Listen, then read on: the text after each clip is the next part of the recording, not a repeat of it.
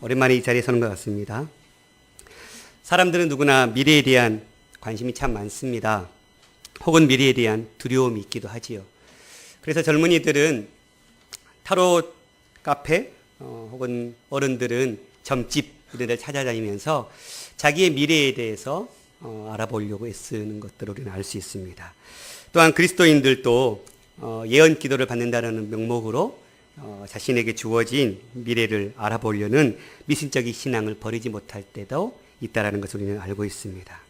뿐만 아니라 수천 년 전부터 이어져 온 이 세상의 종말에 대한 이야기도 심심치 않게 하곤 하지요.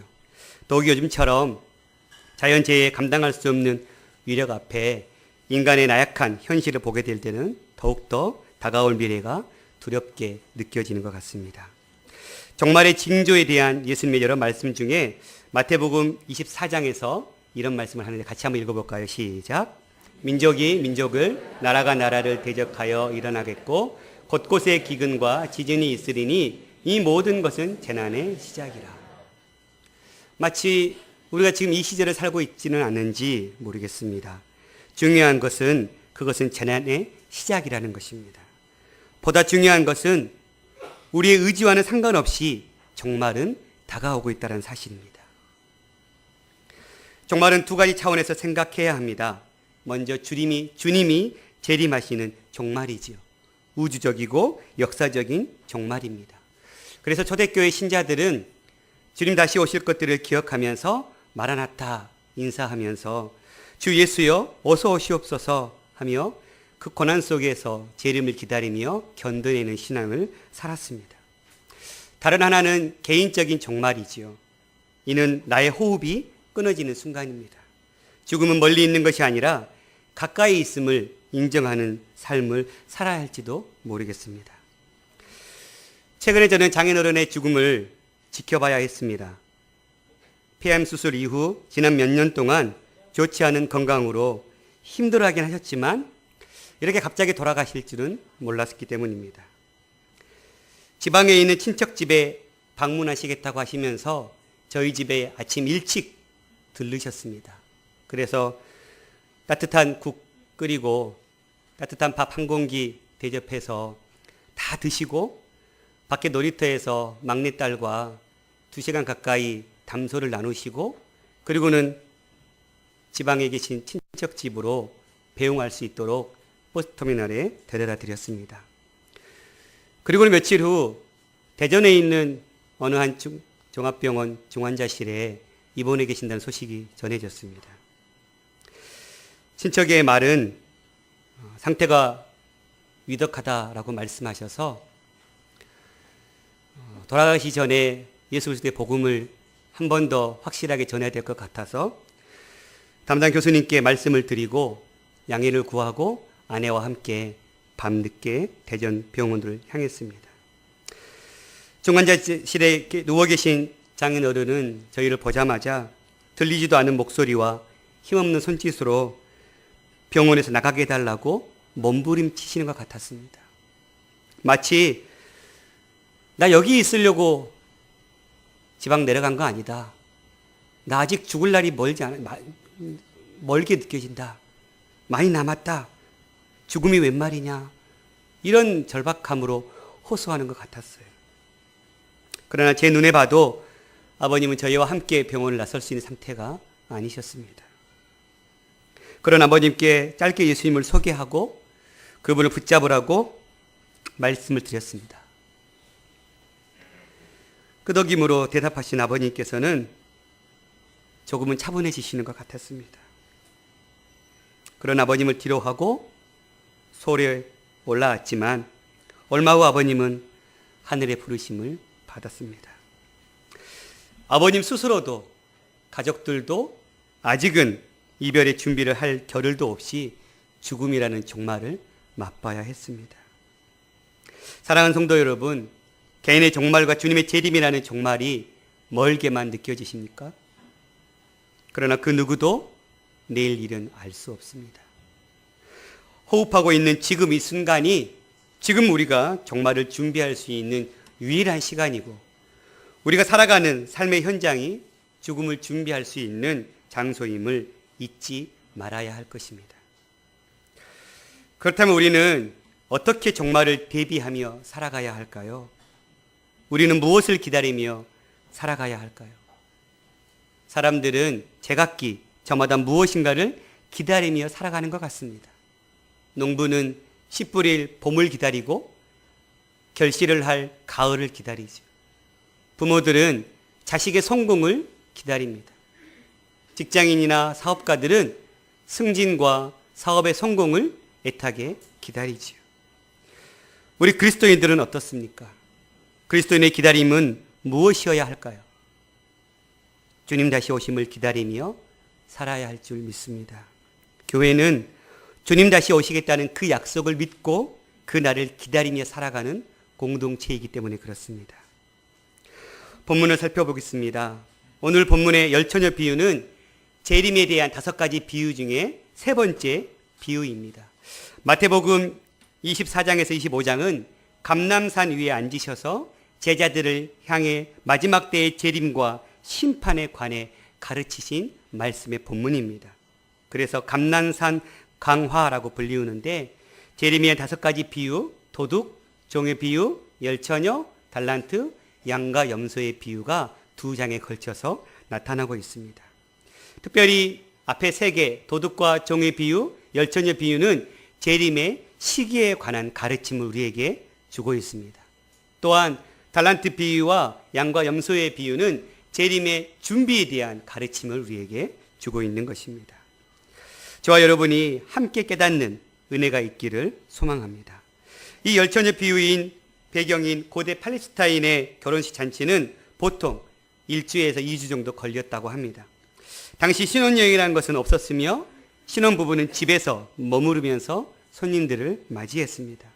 보통 신랑이 신부의 집으로 와서 혼인을 했는데 혼인이 끝나면 다시 그 신부를 데리고 신랑이 집에 가서 피로연을 길게 했던 것이죠. 오늘 본문의 신랑이 도착한 후에 집 문을 잠그는 것은 당시 풍습을 반영한 것은 아닙니다. 당시의 팔레스타인이나 그리스 로마의 문화 속에 결혼식 잔치에 문을 닫는 것은 기록에 남겨 있지 않기 때문에 그렇습니다. 아마 이 특정한 메시지를 강하게 전달하기 위해서 고안해낸 이야기로 보입니다. 이 열처녀의 비유, 이 비유는 우화적인 요소를 가지고 있습니다. 신랑은 그리스도를 나타내고 있고 신랑이 생각지 못하게 더디 온 것은 그리스도의 지연된 재림을 이야기하고 있습니다. 뿐만 아니라 2 종류의 처녀들은 신실한 제자와 그렇지 못한 제자를 이야기하고 있습니다.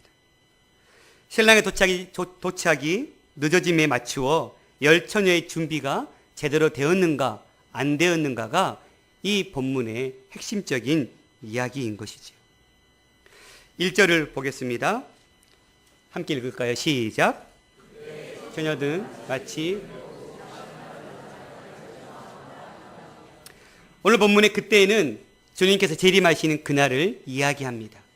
재림하시는 그날 천국은 마치 등을 들고 신랑을 맞으러 나간 열처녀와 같다라고 이야기하고 있습니다. 여기서 써져 있는 이 등, 람파스라는 단어는 등이라고 번역하기보다는 횃불로 번역하는 것이 타당해 보입니다. 왜냐하면 당시 팔레스타인의 등경 위에 두었던 등불은 다른 단어로 쓰여있기 때문에 그렇습니다. 리크노스라는 단어인데요. 이 단어는 마태복음 5장 15절에 나타납니다. 사람이 등불을 켜서 말 안에 두지 아니하고 등경 위에 두나니 이러므로 집안 모든 사람에게 비치느니라. 이 리크노스는 바로 집 안에서 불을 밝히는 등불인 것입니다. 그러나 오늘 본문에 등장하는 이 천국은 마치 등을 들고 신랑을 맞으러 나간 이 열처녀가 들고 있는 등은 앞에 성화에서 열처녀가 들고 오셨던 그 호롱불이 아니라 아마도 횃불, 즉 이 횃불은 기름을 먹은 천을 나무에 돌돌 말아서 들고 있는 그런 횃불로 봐야 될 것 같습니다. 이 람파스 횃불은 밤에 바깥에서 걷는 동안에 길을 비추기 위해서 기름을 빨아들이는 천을 감아서 만든 횃불이라고 그랬습니다. 바깥에서 사용하는 이 등은 시간이 매우 제한적이었기 때문에 수시로 불을 계속해서 밝히기 위해서는 반드시 기름을 담을 수 있는 다른 그릇에 기름을 담아서 불이 꺼지려고 하면 다시 기름칠을 해서 불을 유지하는 그런 횃불입니다. 2절부터 4절에는 10처녀가 등장하는데 그 중에 5은 미련하고 5은 슬기 있는 자라. 미련한 자들은 등을 가지되 기름을 가지지 아니하고 슬기 있는 자들은 그릇에 기름을 담아 등과 함께 가져갔다라고 표현하고 있습니다. 그런데 오늘 슬기롭다라고 번역한 이 프로니모스라는 단어는 원래는 지혜 있는, 통찰력 있는, 총명한 이라는 단어인데요. 신약 성경에 14번 등장하는데 13번은 다 지혜로운 혹은 지혜 있는 이렇게 번역했습니다. 왜 오늘 본문만 슬기 있는이라고 번역했는지는 모르겠는데 오히려 지혜로운 혹은 어리석은이라고 번역해야 훨씬 더 상대적으로 효과가 있는 것 같습니다. 어찌됐든 이 지혜로운 5처녀는 횃불과 함께 기름통을 준비한 거죠. 그러나 미련한 처녀 5명은 횃불만 들고 나간 것입니다. 그렇다면 모든 경우에 있어서 지혜롭다라는 것은 무슨 뜻일까요? 혹은 지혜로운 자의 특징은 무엇일까요? 여기서 지혜롭다라는 지혜는 지적 능력을 지칭하는 것은 아닐 것입니다. 세상적으로 지혜롭다 하면 지적 능력에 따라 지혜롭다 혹은 어리석다, 미련하다 판단하겠지요. 그것은 세상의 기준이지 교회의 기준은 아닙니다. 즉 하나님의 판단 기준은 다르다라는 것이죠. 지혜 있는 자는 지적 능력이 아니라 하나님의 뜻에 순종할 능력이 있느냐 없느냐에 달려 있습니다. 지혜로운 자는 하나님의 뜻대로 행동하는 자입니다. 그에 반해 미련한 자는 그렇지 못한 자인 줄, 그런 자를 지칭하는 표현인 줄 믿습니다. 또한 지혜로운 자의 특징은 다가오는 위기 상황을 대비하는 행동의 필요성을 인지하고 있습니다. 그래서 그것에 따라 실제로고 행동하는 자인 것이죠. 하나님의 뜻, 예수님의 말씀을 듣고 행하는 자인 것이죠. 그러나 미련한 자는 그렇지 못합니다. 듣기는 들었는데 기름을 준비하는 것을 알기는 알았는데 지식적으로는 훈련이 되었는데 그러나 실제적으로는 행하지 않는 자들이 미련한 자들이죠. 오늘 미련한 5처녀의 차이는 준비함을 알았지만 준비하지 않은 것입니다. 순종이 결정적인 기준입니다. 그렇기 때문에 교회에서 지혜롭다고 말하는 것은 지적 능력이 아닌 하나님의 말씀을 얼마나 순종하느냐로 판단해야 하는 것입니다. 사랑하는 성도 여러분, 저와 여러분은 지혜로운 자들입니까? 미련한 자들입니까? 하나님의 지혜로운 자의 삶을 살 수 있기를 간절히 원합니다. 5절입니다. 이 비유에서 강조되고 있는 것은 신랑이 더디옴으로 다 졸며 잔다라는 것입니다. 신랑이 오는 시간이 계속해서 지연된 것 같습니다. 오늘날처럼 핸드폰이 있어서 연락하면 좋을 텐데 그 당시에 연락할 뚜렷한 방법들이 없었겠죠. 무작정 기다렸는데 오지 않습니다. 이 비유에서 강조되고 있는 것은 사람들의 기대보다 신랑의 도래가 지연되고 있다는 것. 그래서 사람들에게 그리스도의 재림이 금방 올 것 같냐라고 물으면 아마도 대부분의 사람은 아니, 더디 올 것 같아 라고 대답할지 모르겠습니다. 왜냐하면 이 재림은 지금까지 수천 년 기다려왔지만 여전히 이루어지지 않고 있기 때문에 그렇습니다. 그렇다면 지연되는 재림에 대해서 나타나는 반응도 아마 2가지가 아닐까 싶습니다. 첫 번째는 지금까지 안 오셨으니까 내 때에는 안 오겠지. 또한 2번째는 지금까지는 안 오셨지만 내 때에 올 수 있으니까 준비해야 되겠다. 어떤 자가 지혜로운 자입니까? 당연히 후자이지요. 저와 여러분 모두가 후자가 되기를 축원합니다. 흥미로운 것은 이렇게 지연이 되자 누가 졸며 잤다고 기록하고 있습니까? 우리 생각에는 미련한 5처녀는 자고 지혜로운 5처녀는 안 자고 있을 것 같습니다. 저도 말씀을 그냥 훑어볼 때는 당연히 선입견으로 지혜로운 자는 안 잤겠지 라는 생각을 했었습니다. 그러나 본문은 다 졸며 잤다라고 표현하고 있습니다. 지혜로운 자나 미련한 자나 모두 다 신랑이 더디올 때 잠을 잤다라는 것입니다. 그렇다면 준비성이라고 하는 것은 끊임없는 적색 경보 안에서 살아가는 것을 의미하지 않다라는 것입니다. 그것보다 언제 오실지에 대해서 준비된 삶을 사는 것이 중요하다는 것이죠. 그런 사람은 잠을 자더라도 안전하게 잘 수 있을 것입니다. 여러분, 해야 할 일이 남았는데 잠을 잘 때 어떻습니까? 잠이 쉽게 옵니까? 마치 그런 거죠. 그러나 해야 할 일을 다 맞춰놓은 사람은 꿀잠을 잘 수 있는 것입니다. 아마 미련한 자는 잠을 자되 불안했을 것입니다. 왜요? 준비가 되어 있지 않았으니까. 그러나 슬기로운 지혜로운 다섯 처녀는 아마도 깊은 잠을 잘 수도 있었을지 모르겠습니다. 준비되어 있기에 오시면 맞아들일 수 있는 상태, 주님은 그것을 우리에게 가르치고 있는 것입니다. 오히려 재림의 때를 위해 주어진 일에 준비된 삶을 살아가는 것, 이것이 경성된 삶임을 성경을 우리에게 말씀하고 있는 것입니다. 이러한 것은 이후에 달란트 비유에서도 잘 나타나고 있습니다. 그러니 우리가 일상의 삶을 사는 것이 중요하다는 것입니다. 특별히 재림을 위해서 기도원에 가서 기도하고 있어야 되고, 재림 때문에 날마다 교회 와서 말씀 보고 기도하는 것을 우리에게 가르쳐주고 있는 것이 아닙니다. 마치 우리가 살아가야 될 이 일상의 삶을, 우리가 맡겨진 그 삶을 최선을 다해서 살아가는 것, 그것이면 충분하라고 얘기하고 있는 것입니다. 주님은 언제 오실지 모릅니다.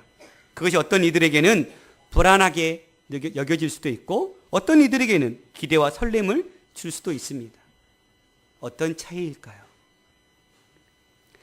주님, 우리가 생각하는 것보다 더 빨리 올 수 있고 더디 올 수도 있습니다. 오늘 본문 바로 앞에 있는 마태복음 24장 45절 51절의 종의 비유에서는 종은 주인이 더디 올 줄 알았어요. 그래서 자기에게 주어진 일을 하지 않고 있었어요. 왜요? 종이 천천히 올 거니까. 그런데 웬걸요? 종이 빨리 와버린 거예요. 그래서 결국 그 종은 주인이 쫓아냈고 울며 슬피 쫓겨날 수밖에 없었음을 이야기하고 있습니다. 그런데 오늘 이 열처녀의 비유 속에 예수님은 신랑이 더디 오고 있다는 사실이죠. 빨리 올 줄 알았는데, 초대교회 성도들은 그 엄청난 박해 속에서 주님께서 금방이라도 오실 걸 생각하고 그 고난을 견뎌냈는데 여전히 주님은 아직 재림하지 않으셨습니다. 그렇다면 이렇게 기다려야 하는 상황 속에서 우리에게 요구되는 깨어있음은 무엇을 의미할까요? 오늘 마지막 13절에 주님은 그런즉 깨어있으라라고 말씀하셨는데 깨어있는 것이 무엇일까 알아보기를 원합니다. 첫째로 깨어있다라는 것은 준비하는 것을 의미합니다. 예수님은 비유를 통해 깨어있음의 의미를 설명하십니다. 신랑이 와야 할 때가 다 되었는데 좀처럼 오지 않습니다. 그러자 10명의 처녀들은 피곤을 이기지 못하고 잠이 들었습니다. 그것은 문제될 것이 없습니다. 성경은 잠을 잔 거에 대해서 이야기하지 않습니다. 정상적이라는 것입니다. 깨어있음이 늘 긴장하면서 살아가는 숨막히는 상태가 아니기 때문에 그렇습니다. 그런데 지혜로운 처녀와 미련한 처녀의 차이는 신랑이 왔을 때 드러났습니다. 지혜로운 다섯 처녀는 기름을 넉넉히 준비하여 신랑의 길을 비출 횃불을 밝혔습니다. 하지만 미련한 다섯 처녀는 기름이 떨어져 자기가 맡아야 될 그 역할을 감당하지 못한 것이죠. 차이는 기름을 충분히 준비했느냐 준비하지 못했느냐의 차이입니다. 깨어있는 삶은 준비된 삶입니다. 따라서 예수님의 재림을 기다리는 삶이란 끊임없이 긴장을 하며 살아가는 것이 아니라 언제 주님이 오시든지 그분을 맞이할 수 있는 준비된 삶을 사는 것을 의미합니다. 우리에게 맡겨진, 우리에게 주어진 일상의 생활, 그 일상의 삶을 사는 것, 그럼 우리는 무엇을 준비해야 할까요? 가장 중요한 것은 마음의 준비일 것 같습니다. 천국을 소망하는 마음, 하나님을 사랑하는 마음, 진리 안에 거하고자 하는 그 마음, 그것이 신랑을 맞이하는 신부의 마음일 것입니다.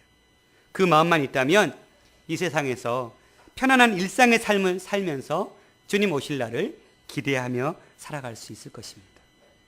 그리고 달란트 비유를 통해서 알 수 있듯이 주인이 맡겨준 사명을 맡겨준 사명대로 성실하게 살아가는 것입니다.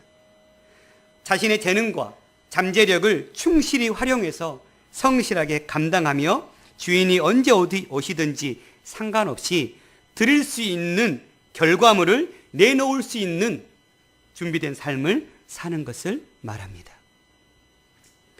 우리는 가끔 5달란트를 받지 못했다고, 2달란트를 받지 못했다고, 나에게는 1달란트밖에 주지 않으셨다고 원망하고 불평할 때가 있습니다. 왜 다른 사람들은 멋지게 사회생활을 하고 있는데 나는 가정에서 가정주부 역할만 해야 되나?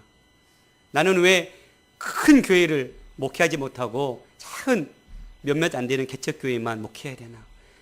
가지가지 비교하면 끝이 없이 자기 자신이 초라해 보일 때가 참 많습니다. 그런데 여러분, 1달란트, 그 1달란트의 가치는 얼마나 될까요? 1달란트는 금 6천 데나리온인데 한 데나리온은 노동자의 하루 품삯입니다. 그렇다면 1달란트는 노동자의 20년치 월급입니다. 작은 돈입니까? 하나님은 결코 우리에게 부족한 능력을 주시지 않는 분이십니다. 우리가 능히 하나님의 사명 주신 일상의 삶을 감당해낼 수 있는 능력과 권세를 날마다 넘치도록 부어주시는 분이신 줄 믿습니다. 부족하게 주시지 않으셨습니다. 우리에게 각자의 사명, 각자의 역할이 다를 뿐입니다. 그러나 우리는 자꾸 다른 사람들을 바라보면서 내게 주신 내 일상에 충성해야 될 일에 대해서 소홀하게 여기고 그것에 충실하게 살지 않는다는 데 우리의 문제가 있는 것입니다. 사랑하는 성도 여러분, 내게 맡겨진 이 사명, 내가 감당해야 될 이 사명을 우리가 철저하게 준비하며 살아가기를, 그래서 하나님, 주님 다시 오셨을 때 주님 앞에 드릴 수 있는 그 결과물을 언제든지 내놓을 수 있는 그런 준비가 있을 수 있기를 간절히 소망합니다. 계속해서 말씀을 살펴보겠습니다. 6절 7절입니다. 함께 읽겠습니다. 시작.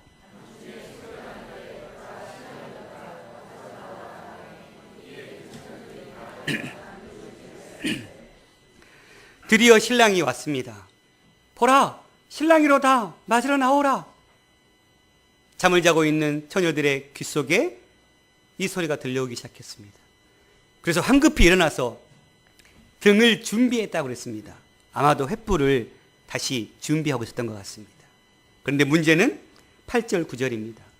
미련한 자들이 슬기는 자들에게 이르되 우리 등불이 꺼져가니 너희 기름을 좀 나눠달라.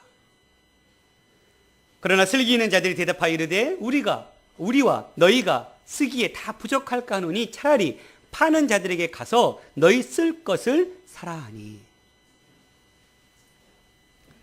이 본문을 보면서 고민이 안 되십니까? 상상순에서 달라고 하면 구워주고 꿔달라고 하면 거절하지 말라고 했는데 여기서 지혜로운 자들은 너무너무 가차없이 거절하고 있습니다. 너무 매정한 거 아닌가? 우정이나 동료에는 어디로 간 것 아닌가? 생각할 수 있습니다. 지혜로운 처녀가 지혜롭다고 하는 것은 이들이 예수님의 뜻대로 살았다라는 것을 전제할 것입니다. 그런데 이들의 행동은 예수님의 뜻대로 행하고 있는 것처럼 보이지 않습니다. 어떻게 봐야 할까요? 오늘 본문은 윤리적인 문제로 보는 것이 아닙니다. 지혜로운 자들의 이기적인 모습은 문제의 초점이 아닙니다. 개별성에 철저한 준비가 있어야 하는 것이 본문의 초점인 것입니다. 등의 기름은 10명 모두 각자가 스스로 준비했던 것입니다. 누군가에게 빌려 쓸 수 있는 것이 아니었다라는 것입니다.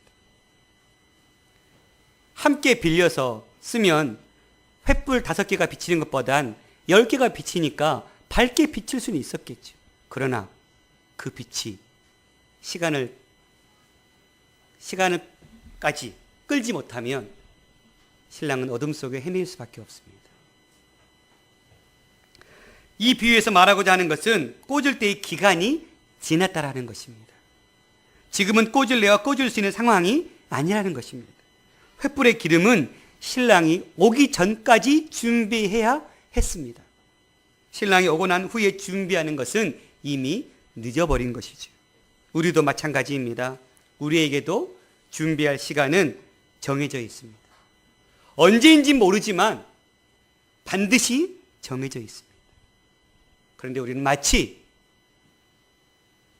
100년 만년 살듯이 살아갈 때가 있지는 않습니까? 아직은 시간이 많다고, 넉넉하다고 나태함과 게으름 속에 있지는 않습니까? 개인의 종말이든 주님의 재림이든지 그 시간은 반드시 정해져 있고 우리는 그 시간을 모를 뿐입니다. 그래서 우리는 오늘 우리가 감당해야 될 사명, 오늘 우리가 살아내야 될 일상의 삶을 성실하게 살아내라고 성경은 이야기하고 있는 것입니다. 깨어있음의 두 번째 의미는 책임지는 것입니다. 미련한 처녀들은 기름을 빌려주지 않은 지혜로운 처녀를 원망할 수 없습니다. 기름의 준비는 자기 개인의 책임이기 때문에 그렇습니다. 결국 우리는 하나님 앞에 설 준비를 하는 일에 있어서 철저하게 개별적으로 책임져야 합니다. 또 교회 공동체 역시 하나님 앞에서 공동체로 서 있지만 그 공동체 안에서도 각자 개별적으로 대답해야 합니다. 내 부모의 신앙이 좋으니까, 내 아내의 신앙이 좋으니까 나도 함께 묻어가겠지. 천만의 말씀입니다. 세상적인 지위나 교회의 명성이나 크기 뒤에 내 신앙을 숨기는 일은 없어야 합니다. 주님께서는 우리가 어떤 기름을 준비하길 원하실까요? 준비하라는 기름이 무엇일까요? 이후에 양과 염소의 비유를 보면 그것이 무엇인지 우리는 알 수 있습니다.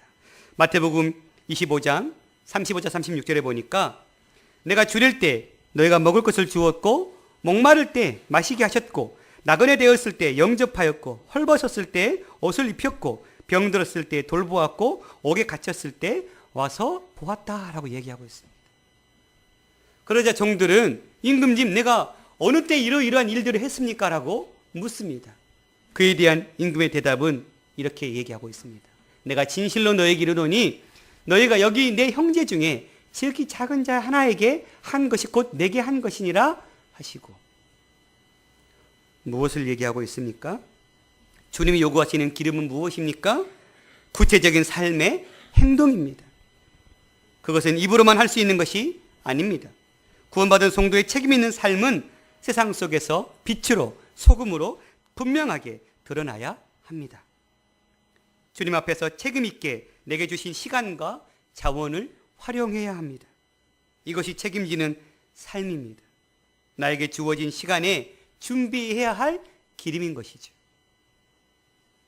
그런데 우리는 내가 준비해야 될, 내 삶에 책임져야 될 이 기름을 남에게 떠맡기고 있지는 않는지 돌아봐야 할 것입니다.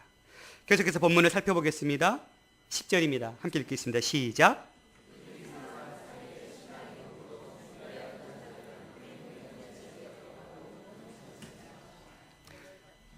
미련한 처녀가 등불에 기름을 준비하러 간 사이에 신랑이 와서 준비된 지혜로운 처녀는 함께 혼인잔치에 들어가고 문은 닫혀버렸습니다.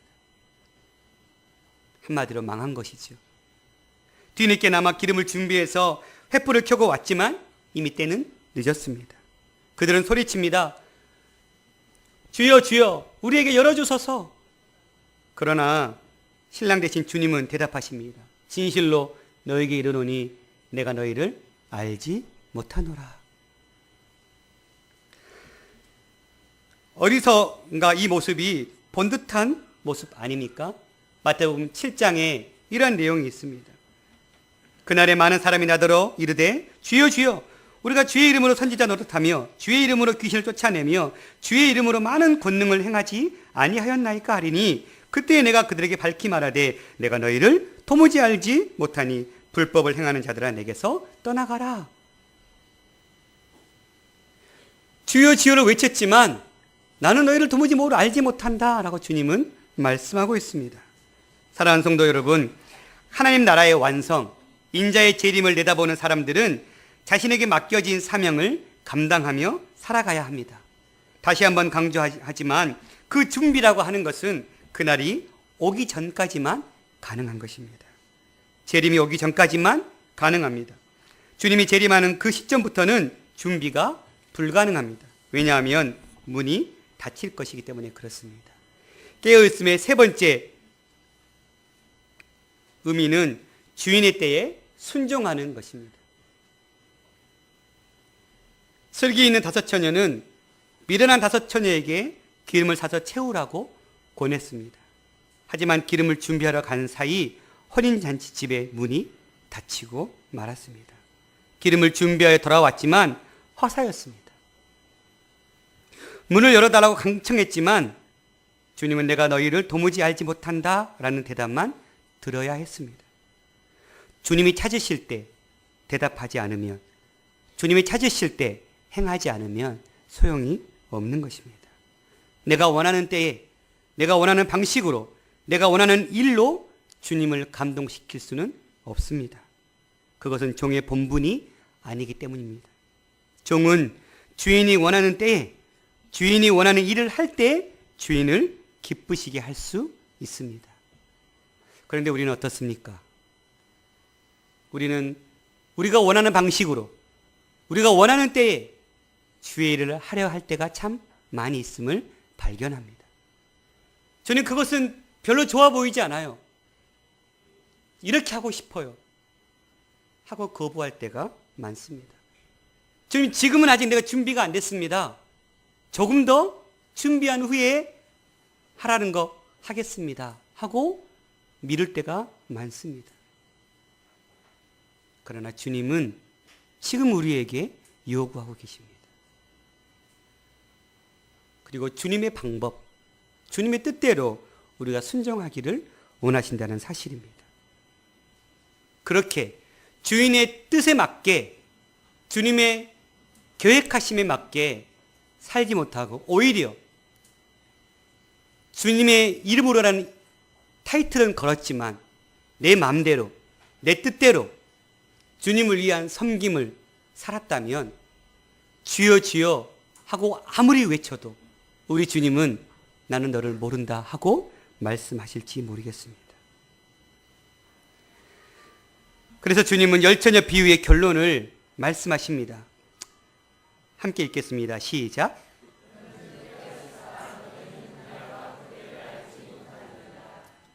우리는 깨어있음의 세 가지 의미를 배웠습니다. 그런지 깨어있으라. 너희는 그때와 그날을 알지 못하기 때문이다. 여러분, 우리 깨어있기 위한 준비됨이 있으십니까? 우리는 주님 다시 오실 때, 혹은 내 개인의 종말이 와서 주님 앞에 서게 되는 그때에 준비되어 있으십니까? 주님께 갖다 바칠 내 삶의 열매를 가지고 있는 그 열매의 바구니를 준비하고 계십니까? 주님 내게 맡겨주신 신앙의 책임을 여러분 잘 감당하고 계십니까? 내 신앙을, 내가 주님 앞에 서야 되는데 내 부모의 신앙에 기대려 하진 않습니까? 우리가 하나님의 성도로서 이 땅의 삶 속에 맡겨주신 빛의 사명, 소금의 사명을 감당해야 되는데 교회가 더우니까 나는 뭐 그 속에 그 공동체 속에 들어있으니까 나는 그 사명 감당하고 있는 거겠지 하고 공동체에 내 책임을 떠넘겨 버리고 있지는 않습니까? 또한 주님이 원하시는 그때에 순종하지 못하고 내 때를 자주 주장하면서 내가 원하는 그때의 주님 앞에 일하려고 하지는 않습니까? 말씀을 마치겠습니다. 사랑하는 여러분, 우리는 주님을 맞이할 준비가 되었습니까? 주님 앞에서 책임 있게 내게 주신 시간과 자원을 사용하고 있습니까? 주인이 부르시는 바로 그때에 순종하고 있으십니까? 주님은 준비되지 않은 자들을 모르신다고 하십니다. 예수님이 이 땅에 다시 오시는 목적은 성도들과 함께 혼인잔치에 들어가시기 위함입니다. 이때 드리는 예수님이 다시 오시는 이날, 준비되지 않은 자들은 더 이상 혼인잔치에 참여할 수 없으며 그때 뒤늦게 회개하고 눈물을 들여도 그것은 아무런 효력을 갖출 수 있지 못합니다. 준비는 그날이 오기 전에만 가능하며 일단 그날이 오면 더는 준비는 불가능합니다. 한 가지 예화를 들면서 말씀을 마치겠습니다. 1992년 10월 28일 무슨 일이 벌어졌습니까? 아무 일은 없었습니다. 단지 그날에 무슨 일이 벌어질까라고 주장했던 사람들은 있었습니다. 다미선교회 이장님이라는 교주가 10월 28일에 휴거할 거라고 가르쳤습니다. 그때 제 친구도 함께 중학교부터 신앙생활을 했던 그 친구도 거기에 빠져서 휴거 준비해야 된다고 공부도 등한시하고 저희 시골집, 고향집, 어머니 사시는, 부모님 사시는 고향집에 한 집사님 가정도 그 다미선교에 빠져서 남편 몰래 논 팔고 집 팔아 바쳐버렸습니다. 그런데 주님은 오시지 않으셨어요. 그 가정은 어떻게 됐을까요? 깨어있다라는 것은 그런 의미가 아닙니다. 여러분이 지금 감당해야 될 그 일, 여러분 마음속에 떠오르고 있는 그 생각, 그것을 성실하게 행하면서 살아가는 삶, 그것이 깨어있는 자의 삶입니다. 깨어있기 위해서 기도원에 찾아갈 필요도 없습니다. 깨어있기 위해서 예배의 자리에, 말씀 공부하는 자리에 내가 왠지 내 할 일을 하고 있으면 왠지 깨어있지 않는 것 같고 내가 왠지 교회 가 있으면 편안하고 그것은 잘못된 생각입니다. 사랑하는 성도 여러분, 준비는 그날이 오기 전에만 가능하고 일단 그날이 오면 더는 준비가 불가능합니다. 그리고 우리는 그날이 언제일지는 아무도 모릅니다. 그게 내일일지 그게 10년, 20년 후일지는 아무도 장담할 수 없습니다. 때문에 우리는 오늘 우리가 주어진 삶이 마지막인 것처럼 어쩌면 살아가는 것이 훨씬 더 지혜로울지 모르겠습니다.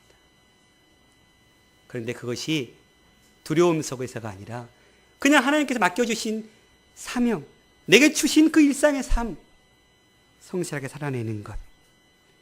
후회해도 소용없는 그날이 오기 전에 지금 내가 돌이키고 힘써야 될 일상의 삶은 무엇입니까? 우리가 깨어있으라는 주님의 말씀처럼 하나님 앞에 일상의 삶 속에 깨어있는 저와 여러분 될 수 있기를 간절히 소망합니다.